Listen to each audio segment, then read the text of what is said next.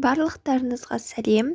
Бүгін біз өте дәмді болып шығатын бөлкелер булочка жасайтын боламыз. Ең алдымен кептірілген жемістерді қайнатып, компоттан қалған жемістерді турап, біздің салмамызды дайындап аламыз. Содан соң жылы сүттің үстіне бір ас қасық дрожжды қосып, араластырып, бетін жауып 10 минутқа жылы жерге қойып қоямыз. 10 минуттан соң қайтып ашып, араластырып, оның үстіне сары май, 2 жұмыртқа және де қантты салып, тағы да барлығын жақсылап венчикпен араластыратын боламыз. Араластырып болғаннан кейін оның үстіне кішкенеден ұн қосып отырып, қамыр илейтін боламыз.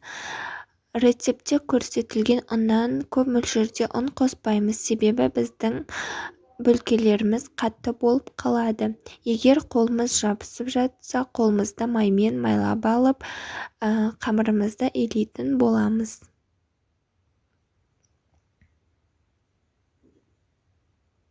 Барлығын жақсылап жинаймыз. Кейін бетін жауып 1 сағатқа жылы жерге қойып қоямыз. Одан кейін оны алып бөліктерге бөлеміз. Теңдей бөліктерге бөлсеңіздер, бөлкелеріңіз біркелкі болып шығады. Содан кейін жайып, түрлі формаға келтіреміз. Мен өзім қалайтын формаға келтіреміз. Бұл универсалды қамыр, егер басқа да түрлерін жасасаңыздар болады.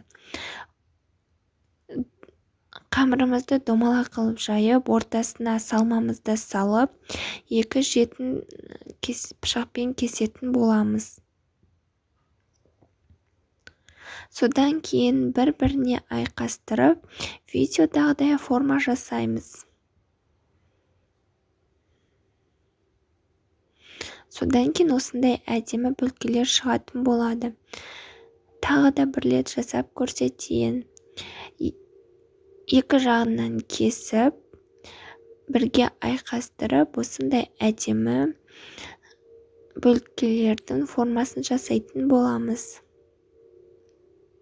Содан кейін барлығын противеньге салып, бетін 1 жұмыртқаны шайқап жағамыз. Содан кейін 180 градуста қызарғанша пісіріп аламыз.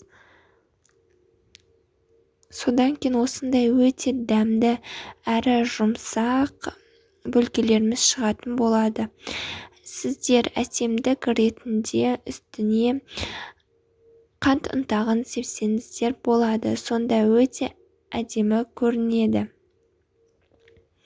Бұл рецепті мен 2 жылдан астам қолданып келемін. Менің отбасыма қатты ұнайды. Сіздердің де отбасыларыңызға ұнайды деген сенімдемін.